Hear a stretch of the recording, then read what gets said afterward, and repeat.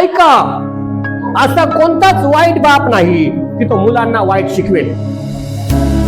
जो शिकवेल तो बाप नाही. पवित्र शास्त्र काय सांगतं? कदाचित बापाचं प्रेम लेकरांना लवकर कळत नाही, लेकरांना समजत नाही.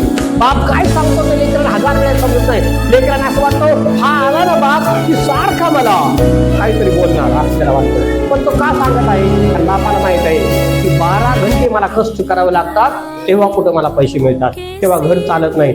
तितकंही करून घर चालत नाही, तरी गॅस आणायचा बाकी आहे, तरी हे प्रॉब्लेम आहे, तरी ते प्रॉब्लेम आहे. समस्या सुटत नाही. महिन्याचे 30 दिवस तो काम करतो, रात्र तो कष्ट करतो. सकाळी उठल्याबरोबर त्याच्या डोक्यात असतो की माझं घर चाललं पाहिजे, ते घर चालवण्यासाठी मला काहीतरी केलं पाहिजे. त्या बापाची सारखी धडपड असते आणि लेकरांना ते समजत नाही. लेकरांना असं वाटतं की मला उगाच बाबा काय करतात, ओरडत राहतात. बापाला असं वाटतं की त्याने वाचावं, बापाला असं वाटतं चांगल्यातलं चांगलं इंग्लिश वाचावं, चांगल्यातलं चांगलं मराठी वाचावं, चांगल्यातलं चांगलं त्याला गणित यावेत, चांगल्यातलं चांगलं त्याचं सगळं काही जीवन असं. पण लेकरांना असं वाटतं बाप म्हणजे कोण आहे?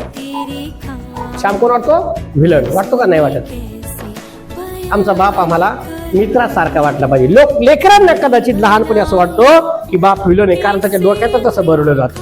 कुणी पण हे पप्पा मारतील बरं का, पप्पाने काय मारलेलं नसतं, पण त्याच्या डोक्यात लहानपणापासून काय सांगतात, ते तिकडे जाऊ नको पप्पा मारतील. आता त्या पप्पाने कधी मारलं बाबा?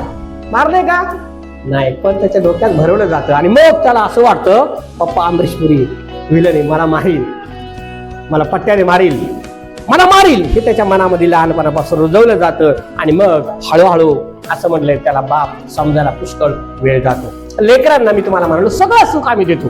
कदाचित लेकरांना चांगले कपडे दिले, कदाचित 1000चा बूट दिलाय, कदाचित असं म्हणजे 10,000ची सायकल दिली, कदाचित 25,000चा मोबाईल दिला, सगळं दिलं लेकरांना. पण प्रेम नाही. मग ते प्रेम मित्रांमध्ये मैत्रिणींमध्ये बाहेर भटकतात. लेकरांजवळ घ्या, त्याच्या डोक्यावर हात फिरवा, कधी मोठा होऊ द्या, हरकत नाही. किती पण मोठा झाला पण तो तुमच्यापेक्षा मोठा होईल का?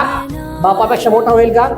त्याला लाज वाटेल की आता मी पप्पाच्या जवळ कसं जाऊ? पण तुम्ही जवळ जा, त्याला जवळ घ्या, त्याच्या खांद्यावर हात टाका, त्याला बोला कसं आहे, काय चाललंय, आज काय झालं. तो हळूहळू तुमच्या जवळ मोकळा होईल, हळूहळू बोलायला सुरुवात करेल. पवित्र शास्त्र सांगतं की बापाचं कर्तव्य आहे लेकरांना समजून घेणं, लेकरांचं जीवन घडवणं. कारण लेकरं जगातलं सगळं काही शिकण्यापेक्षा आई बापांकडून जास्त शिकतात.